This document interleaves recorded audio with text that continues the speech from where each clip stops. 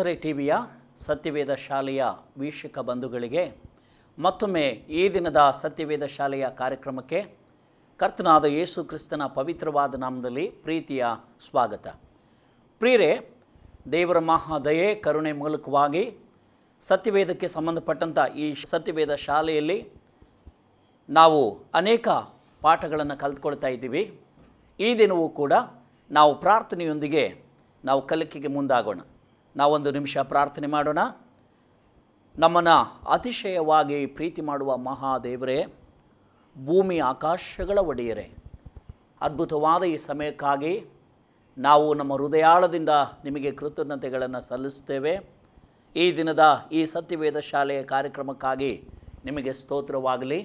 ಈ ಕಾರ್ಯಕ್ರಮಗಳ ಮೂಲಕ ನಿತ್ಯವೂ ನಮ್ಮೊಡನೆ ಕರ್ತನೇ ಸತ್ಯವೇದದ ಆಳವಾದ ಸತ್ಯಾಂಶಗಳನ್ನು ಕಲಿಸಿಕೊಡ್ತಾ ಇರುವುದಕ್ಕಾಗಿ ಸ್ತೋತ್ರ. ಈ ದಿನದ ಪಾಠ ಕಾರ್ಯಕ್ರಮವನ್ನು ಆಶೀರ್ವದಿಸಿರಿ, ನಮ್ಮೊಂದಿಗೆ ಮಾತನಾಡಿ. ಮಹಿಮೆ ನಿಮಗಾಗಲಿ. ರಕ್ಷಕನಾದ ಯೇಸು ಕ್ರಿಸ್ತರ ಹೆಸರಿನಲ್ಲಿ ಈ ಪ್ರಾರ್ಥನೆ ಕೇಳು ನಮ್ಮ ತಂದೆಯಾದ ದೇವರೇ, ಆಮೆನ್.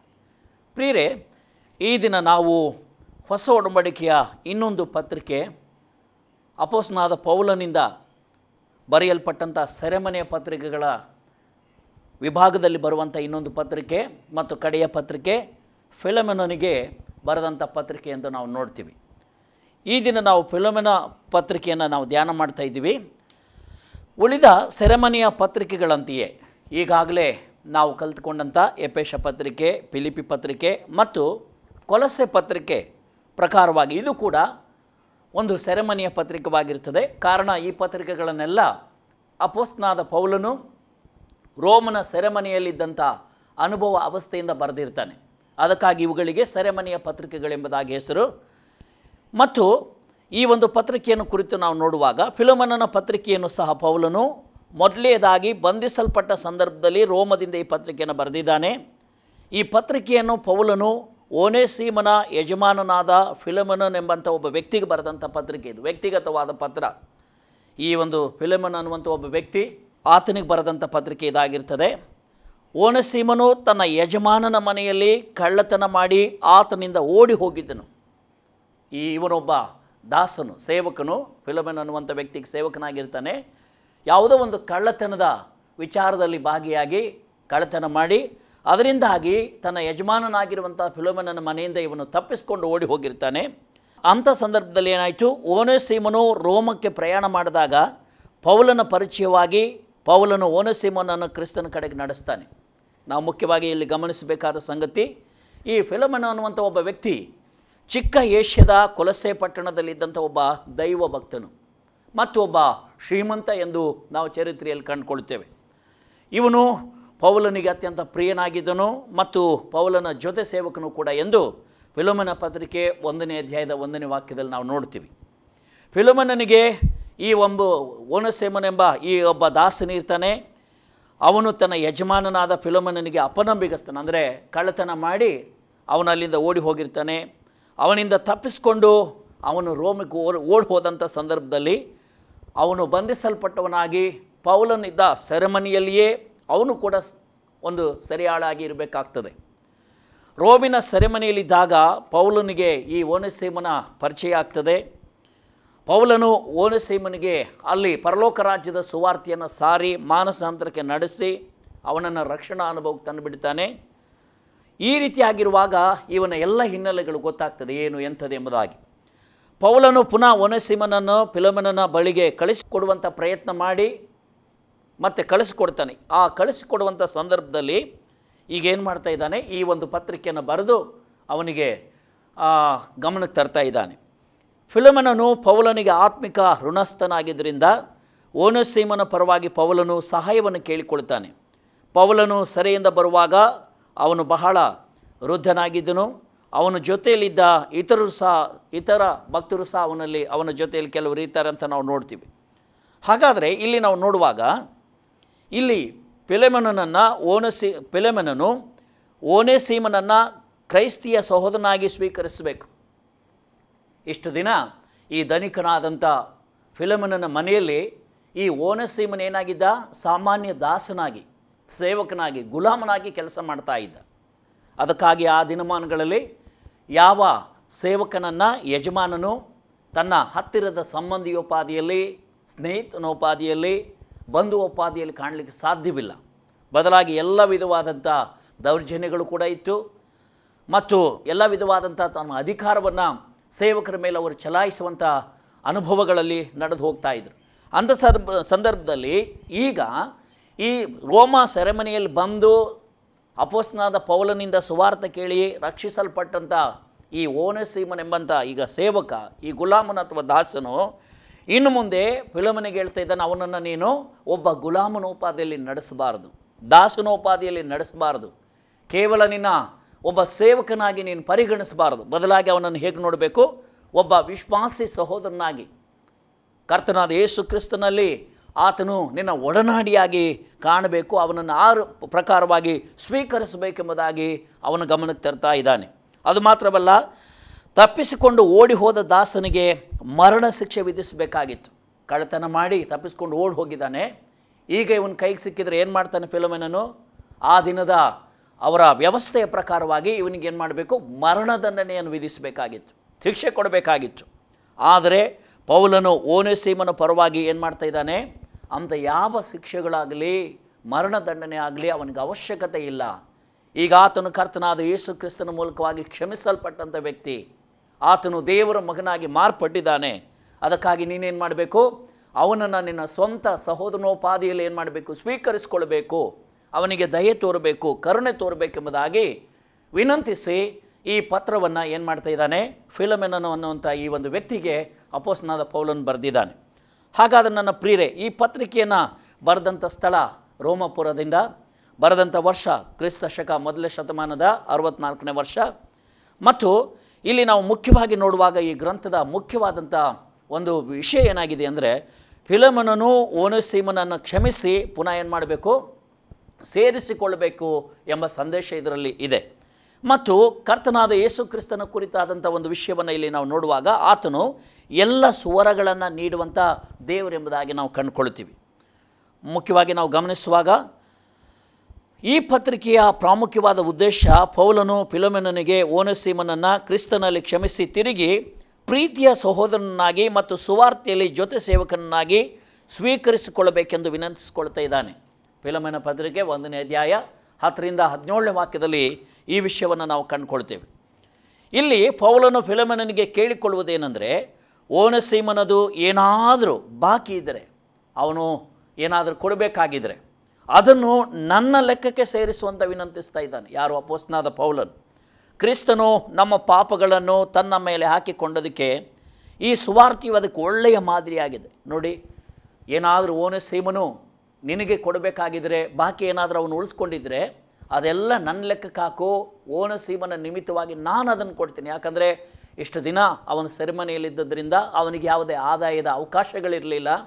ಈಗ ಪುನಃ ಏನಾದರೂ ಅವನನ್ನು ನೀನು ಆದಾಯಕ್ಕಾಗಿ ಪೀಡಿಸುವುದಾದರೆ, ಕಾಡಿಸುವುದಾದರೆ ಕೊಡಲಿಕ್ಕೆ ಸಾಧ್ಯವಿಲ್ಲ.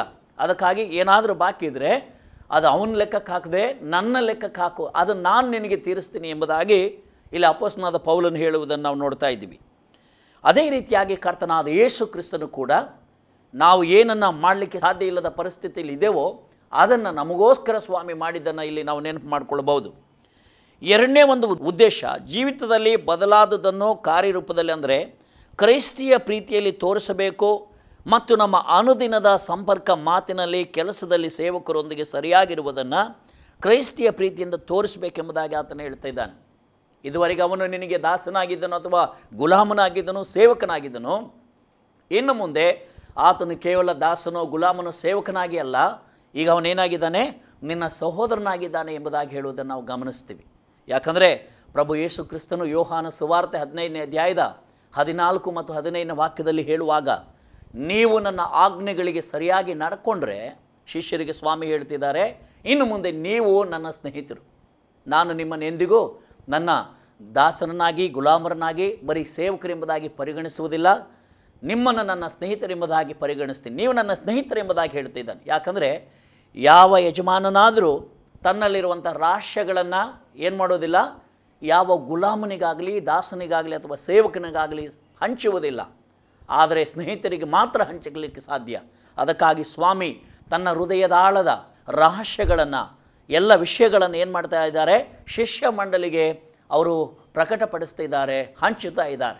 ಅದಕ್ಕಾಗಿ ಸ್ವಾಮಿ ಹೇಳ್ತಾರೆ, ನೀವು ನನ್ನ ಆಜ್ಞೆಗಳನ್ನು ಕೈಗೊಳ್ಳುವುದಾದರೆ ಇನ್ನು ಮುಂದೆ ನೀವೇನು ನನ್ನ ದಾಸರಲ್ಲ, ನೀವು ನನಗೇನಾಗಿದ್ದೀರಿ, ಸ್ನೇಹಿತರಾಗಿದ್ದೀರಿ.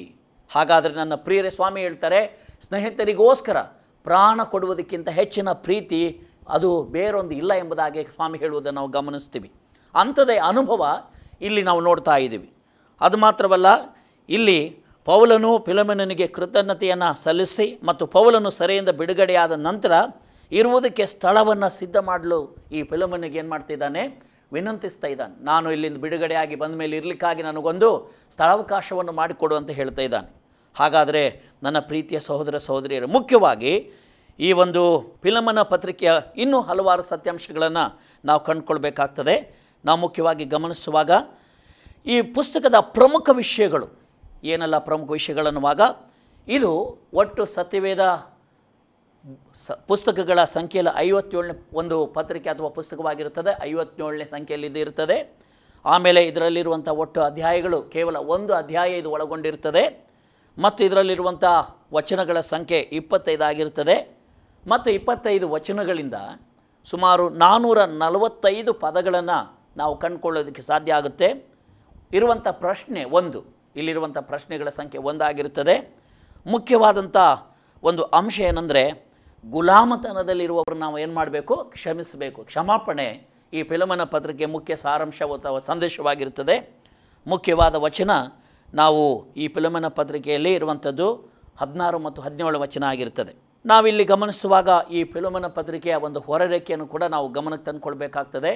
ಇಲ್ಲಿ ಹೊರರೇಖೆ ಅನ್ನುವಾಗ ಮುಖ್ಯವಾಗಿ ಈ ಒಂದೇ ಅಧ್ಯಾಯ ಆದ್ದರಿಂದ ವಚನ 1ರಿಂದ 7ರವರೆಗಿನ ವಚನಗಳಲ್ಲಿ ಒಂದು ಕಿರು ಪರಿಚಯ, ಈ ಪತ್ರಿಕೆಯ ಪರಿಚಯವನ್ನು ಅಪೊಸ್ತಲನಾದ ಪೌಲನು ಮಾಡಿರುವುದನ್ನು ನಾವು ನೋಡ್ತೀವಿ.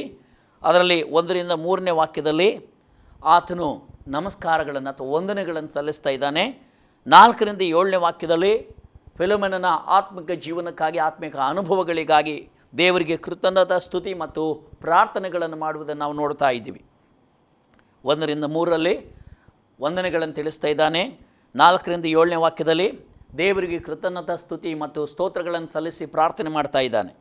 ಮತ್ತು ಮುಖ್ಯವಾಗಿ ಈ ಪತ್ರಿಕೆಯ 2ನೇ ಒಂದು ಭಾಗ ಏನಂತಂದರೆ ವಚನ 8ರಿಂದ 25. ಫಿಲೋಮೆನ ಪತ್ರಿಕೆ ವಚನ 8ರಿಂದ 25ರಲ್ಲಿ ಅಲ್ಲಿ ನಾವು ಮುಖ್ಯವಾಗಿ ನೋಡುವಾಗ 8ರಿಂದ 22ನೇ ವಾಕ್ಯಗಳಲ್ಲಿ ಓನೆಸಿಮನಿಗಾಗಿ ಪೌಲನು ಫಿಲೋಮೆನನ ಮುಂದೆ ಒಂದು ಮನವಿಯನ್ನು ಮಾಡ್ತಾ ಇದ್ದಾನೆ. ಮತ್ತು 22ರಿಂದ 25ನೇ ವಾಕ್ಯಗಳಲ್ಲಿ ಆತನು ತನ್ನ ಅಂತಿಮವಾದ ವಂದನೆಗಳನ್ನು ತಿಳಿಸ್ತಾ ಇದ್ದಾನೆ. ಅಪೊಸ್ತಲನಾದ ಪೌಲನು ಅಂತಿಮವಾದ ವಂದನೆಗಳನ್ನು ತಿಳಿಸ್ತಾ ಇದ್ದಾನೆ. ಮತ್ತು ಇಲ್ಲಿ ನಾವು ಗಮನಿಸಬೇಕಾದಂಥ ಇನ್ನೂ ಕೆಲವೊಂದು ಕಾರ್ಯಗಳು ಈ ಫಿಲೋಮೆನ ಪತ್ರಿಕೆಯಲ್ಲಿ ಸಹೋದರರ ಪ್ರೀತಿಯ ಒಂದು ಪ್ರಕಟಣೆ, ಕ್ರೈಸ್ತ ಸಹೋದರರ ಪ್ರೀತಿ ಅನ್ನುವಂಥದ್ದು ಹೇಗಿರಬೇಕು ಅನ್ನುವಂಥಕ್ಕೆ ಕೆಲವೊಂದು ಪ್ರಕಟಣೆಗಳನ್ನು ಇಲ್ಲಿ ನಾವು ನೋಡ್ಕೊಳ್ಳೋಕ್ಕೆ ಸಾಧ್ಯ ಆಗುತ್ತದೆ. ಮುಖ್ಯವಾಗಿ ನಾವು ಗಮನಿಸುವಾಗ, ನನ್ನ ಪ್ರಾರ್ಥನೆಯಲ್ಲಿ ನಿನ್ನನ್ನು ನೆನಪು ಮಾಡಿಕೊಳ್ಳುತ್ತೇನೆ. ಹಾಗಾದರೆ ನನ್ನ ಪ್ರೀತಿಯ ಸಹೋದರ ಸಹೋದರಿಯರೇ, ಈ ಒಂದು ಫಿಲೋಮೆನ ಪತ್ರಿಕೆಯ ವಚನ 4ರಲ್ಲಿ ಓದುವಾಗ ಅಪೊಸ್ತಲನಾದ ಪೌಲನು ಹೇಳ್ತಿದ್ದಾನೆ, ನನ್ನ ಪ್ರಾರ್ಥನೆಗಳಲ್ಲಿ ನಿನ್ನ ಪ್ರೀತಿಯನ್ನು ಕುರಿತು ಕೇಳಿದ್ರಿಂದ ನಾನು ಪ್ರಾರ್ಥನೆ ಮಾಡುವಾಗೆಲ್ಲ ದೇವರಿಗೆ ಯಾವಾಗಲೂ ಸ್ತೋತ್ರವನ್ನು ಸಲ್ಲಿಸಿ ನಿನಗೋಸ್ಕರ ವಿಜ್ಞಾಪನೆಗಳನ್ನು ಮಾಡ್ತೇನೆ. ಹಾಗಾದರೆ ನೋಡಿ, ಅಪೊಸ್ತಲನಾದ ಪೌಲನಿಗೆ ಈ ಫಿಲೋಮೆನನ ಬಗ್ಗೆ ಎಷ್ಟು ಪ್ರೀತಿ ಇತ್ತು ಅನ್ನುವುದಕ್ಕೆ ಅವನು ಹೇಳ್ತಿದ್ದಾನೆ. 1ನೇ ಅಧ್ಯಾಯದ ಈ ಒಂದು ವಚನ 4ರಲ್ಲಿ, ನನ್ನ ಪ್ರಾರ್ಥನೆಯಲ್ಲಿ ನಿನ್ನನ್ನು ನಾನು ಏನು ಮಾಡ್ತೀನಿ, ನೆನಪು ಮಾಡಿಕೊಳ್ಳುತ್ತೇನೆ.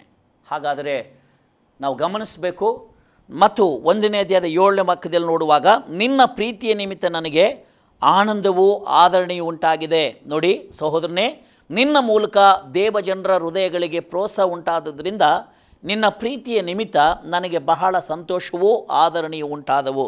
ನೋಡಿ, ಹಾಗಾದರೆ ಇಲ್ಲಿ ಮೊದಲೇದಾಗಿ ಹೇಳ್ತಿದ್ದಾನೆ, ನನ್ನ ಪ್ರಾರ್ಥನೆಗಳಲ್ಲಿ ನಾನು ನಿನ್ನನ್ನು ನೆನಪು ಮಾಡಿ ದೇವರಿಗೆ ಸ್ತೋತ್ರ ಸಲ್ಲಿಸಿ ನಿನ್ನ ಪರವಾಗಿ ನಾನು ಪ್ರಾರ್ಥಿಸ್ತೇನೆ. 2ನೇದಾಗಿ, ನಿನ್ನ ಪ್ರೀತಿಯ ನಿಮಿತ್ತ ನನಗೇನಾಗಿದೆ, ಬಹಳ ಸಂತೋಷವೂ ಮತ್ತು ಆದರಣೆ ನನಗುಂಟಾಗಿದೆ. ಇದು ಒಂದು ಐಕ್ಯತೆಯ ಒಂದು ಭಾವವನ್ನು ಸೂಚಿಸುವಂಥ ಒಂದು ಅಂಶವಾಗಿರ್ತದೆ. ಅದು ಮಾತ್ರವಲ್ಲ, ನಾವು ಮುಂದೆ ನೋಡುವಾಗ ವಚನ 12ರಲ್ಲಿ ಓದ್ತೇವೆ. 12ನೇ ವಾಕ್ಯದಲ್ಲಿ ಓದುವಾಗ, ಅವನು ನನಗೆ ಪ್ರಾಣದಂತಿದ್ದರೂ ಅವನನ್ನು ನಿನ್ನ ಬಳಿಗೆ ಹಿಂದಕ್ಕೆ ಕಳಿಸಿಕೊಟ್ಟಿದ್ದೇನೆ. ಯಾರು? ಓನೆಸಿಮನು ಈಗ ಪ್ರಯೋಜನಕಾರವಾದ ವ್ಯಕ್ತಿಯಾಗಿ ಮಾರ್ಪಟ್ಟು ಪೌಲನಿಗೆ ಪ್ರಾಣದಂತಿದ್ದಾನೆ.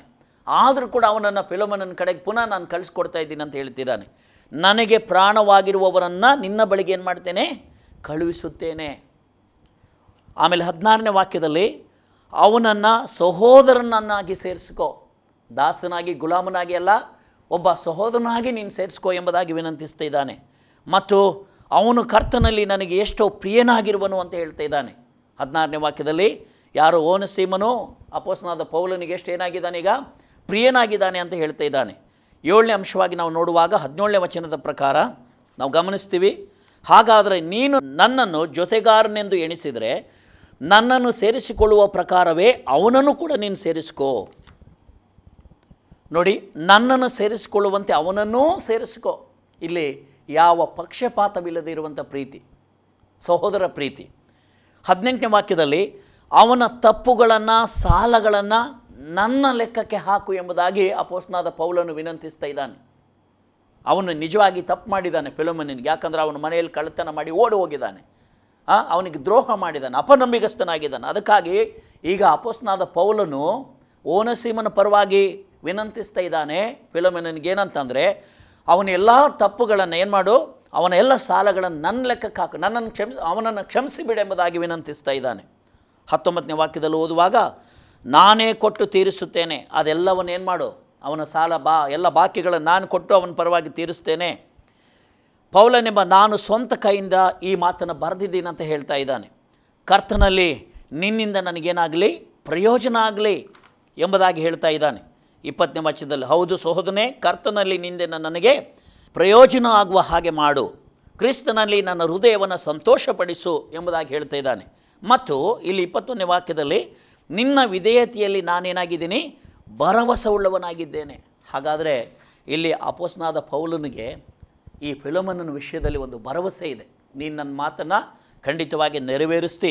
21ನೇ ವಾಕ್ಯವನ್ನು ಓದುವಾಗ ನನ್ನ ಮಾತನ್ನು ಕೇಳುವಿ ಎಂಬ ಭರವಸೆ ಉಳ್ಳವನಾಗಿ ಈ ಪತ್ರಿಕೆಯನ್ನು ನಿನಗೆ ಬರೆದಿದ್ದೇನೆ, ನಾನು ಹೇಳಿದ್ದಕ್ಕಿಂತಲೂ ಹೆಚ್ಚಾಗಿ ಮಾಡುವಿ ಎಂದು ನನಗೆ ಗೊತ್ತುಂಟು. ಅಪೊಸ್ತಲನಾದ ಪೌಲನ ಒಂದು ಭರವಸೆ ಏನಂತಂದರೆ ಫಿಲೋಮನನ ಕುರಿತು, ನಾನು ಹೇಳುವುದಕ್ಕಿಂತ ಹೆಚ್ಚಾಗಿ ನೀನೇನು ಮಾಡ್ತೀಯಾ, ಮಾಡಲಿಕ್ಕಿದಿ ಎಂಬಂಥ ಮಾತುಗಳನ್ನು ಆತನು ಹೇಳ್ತಾ ಇದ್ದಾನೆ.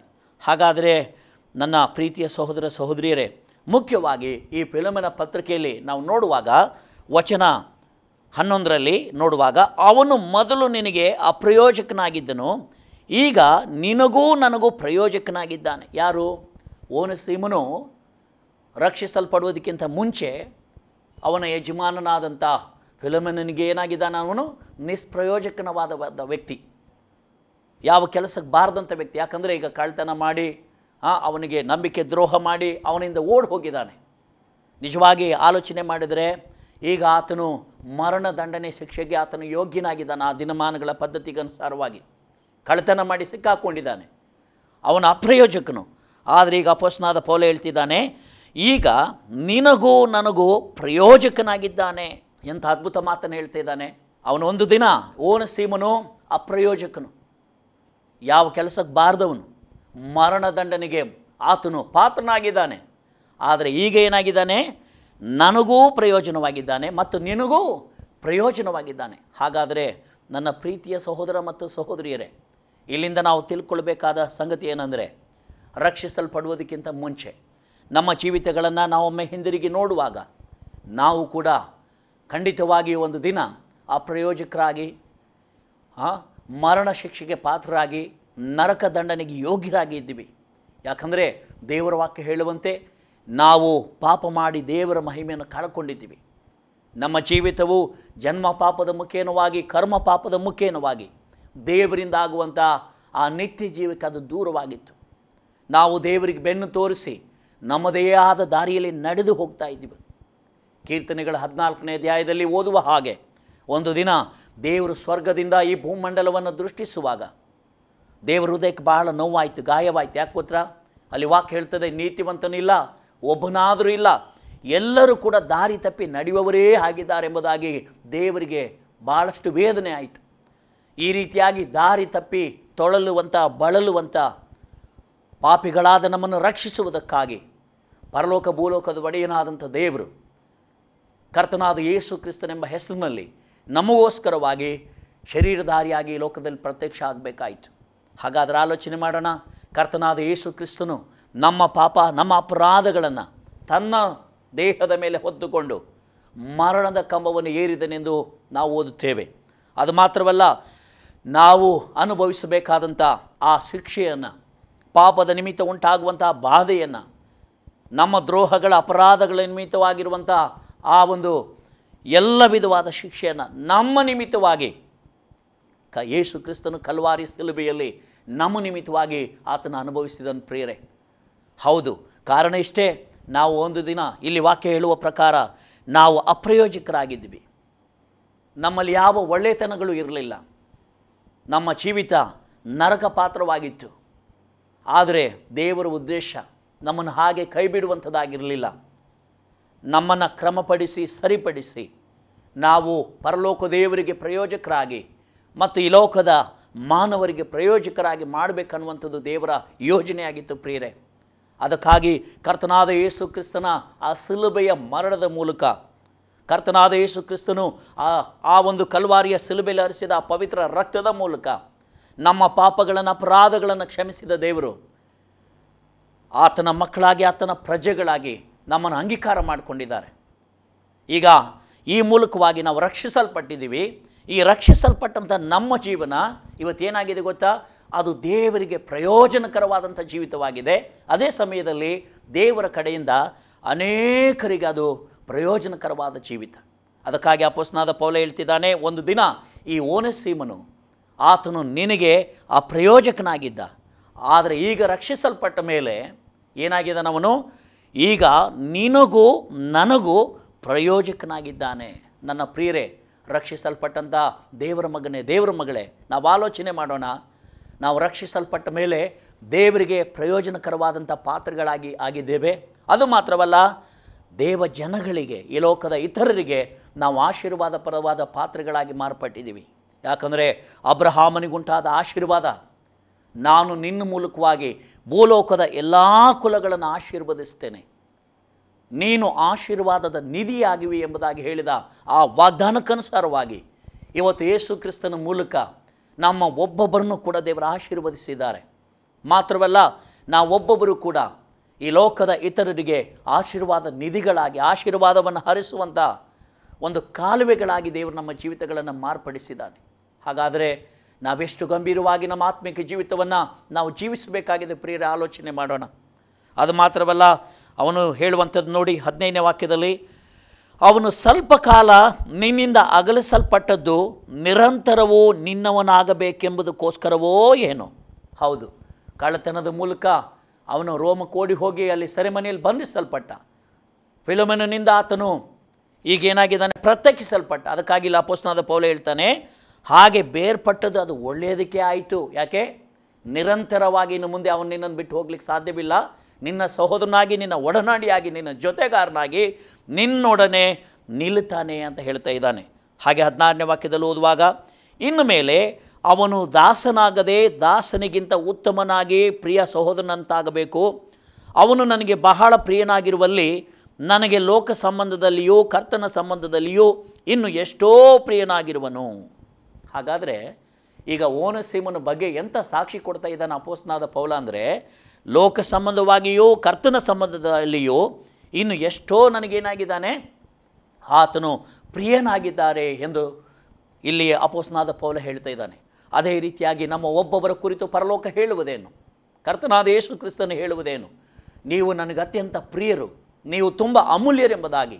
ಅದಕ್ಕಾಗಿ ಅನೇಕ ವರ್ತಿ ನಾವು ಮನನೊಂದುವಾಗ, ಶೋಧನೆ ಬಾಧೆಗಳ ದಾರಿಯಲ್ಲಿ ನಡೆದು ಹೋಗುವಾಗ ನಾವು ಅಂದ್ಕೊಳ್ತೀವಿ, ನಾನು ಏನೂ ಇಲ್ಲ, ನಾವು ನಿಷ್ಪ್ರಯೋಜಕರು, ಅಪ್ರಯೋಜಕರು ಅಂತ ಹೇಳಿ. ಹಾಗಲ್ಲ. ಆದರೆ ದೇವ್ರ ವಾಕ್ಯ ಹೇಳುವುದೇನೆಂದರೆ, ಸ್ವಾಮಿ ಹೇಳ್ತಾರೆ, ನೀವು ನನಗೆ ಅತ್ಯಂತ ಪ್ರಿಯರು, ನೀವು ನನಗೆ ಅತ್ಯಂತ ಅಮೂಲ್ಯರು, ಯಾಕಂದರೆ ನಾನು ನಿಮ್ಮನ್ನು ಆರಿಸಿಕೊಂಡಿದ್ದೇನೆಂಬುದಾಗಿ ಸಹೋದರ ಸಹೋದರಿಯರೇ. ಹಾಗೆ ನಾವು ಮುಂದೆ ನೋಡುವಾಗ ನಲ್ಲಿ 17ನೇ ವಾಕ್ಯದಲ್ಲಿ ಓದ್ತೇವೆ, ಹಾಗಾದರೆ ನೀನು ನನ್ನನ್ನು ಜೊತೆಗಾರನೆಂದು ಎಣಿಸಿದರೆ ನನ್ನನ್ನು ಸೇರಿಸಿಕೊಳ್ಳುವ ಪ್ರಕಾರವೇ ಅವನನ್ನು ಸೇರಿಸಿಕೋ. ಅವನಿಂದ ನೀನು ಏನಾದರೂ ನಷ್ಟಪಟ್ಟಿದ್ದರೆ ಅಥವಾ ಅವನು ಸಾಲವೇನಾದರೂ ತೀರಿಸಬೇಕಾಗಿದ್ದರೆ ಅದನ್ನು ನನ್ನ ಲೆಕ್ಕಕ್ಕೆ ಹಾಕು, ನಾನೇ ಕೊಟ್ಟು ತೀರಿಸ್ತೇನೆ ಎಂದು ಪೌಲನು ಹೇಳ್ತಾ ಇದ್ದಾನೆ. ಆಮೇಲೆ 20ನೇ ವಾಕ್ಯದಲ್ಲಿ ಓದುವಾಗ, ಹೌದು ಸಹೋದರನೇ, ಕರ್ತನಲ್ಲಿ ನಿಂದಿನ ನನಗೆ ಪ್ರಯೋಜನ ಆಗುವ ಹಾಗೆ ಮಾಡು, ಕ್ರಿಸ್ತನಲ್ಲಿ ನನ್ನ ಹೃದಯವನ್ನು ಸಂತೋಷಪಡಿಸು, ನನ್ನ ಮಾತನ್ನು ಕೇಳು. ಹಾಗಾದರೆ ನಾವು ಗಮನಿಸಬೇಕಾದಂಥ ವಿಷಯ ಏನಂತಂದರೆ, ಇಲ್ಲಿ ಅಪ್ರಯೋಜನಕಾರನಾದಂಥ ಓನೆಸಿಮನು ಈಗ ಪೌಲನ ಮೂಲಕ ಸುವಾರ್ತೆ ಕೇಳಿ ರಕ್ಷಿಸಲ್ಪಟ್ಟು ಅವನ ಜೀವನವು ರೂಪಾಂತರ ಹೊಂದಿದಾಗ ಈಗ ಅವನು ಪೌಲನಿಗೂ ಪ್ರಯೋಜಕನಾದ ವ್ಯಕ್ತಿ, ಈಗ ಫಿಲಮೋನನಿಗೂ ಕೂಡ ಪ್ರಯೋಜಕನಾದ ವ್ಯಕ್ತಿ, ಮತ್ತು ದೇವರ ಸಭೆಗೂ ಸಮಾಜಕ್ಕೂ ಎಲ್ಲರಿಗೂ ಪ್ರಯೋಜನ ಆಗುವಂಥ ವ್ಯಕ್ತಿಯಾಗಿ ಮಾರ್ಪಟ್ಟಿದ್ದಾನೆ. ಹೌದು, ನಮ್ಮ ಜೀವಿತಗಳನ್ನು ಕೂಡ ಕರ್ತನಾದ ಯೇಸು ಕ್ರಿಸ್ತನ ಅದೇ ರೀತಿಯಾಗಿ ಮಾರ್ಪಡಿಸಿದ್ದಾರೆ.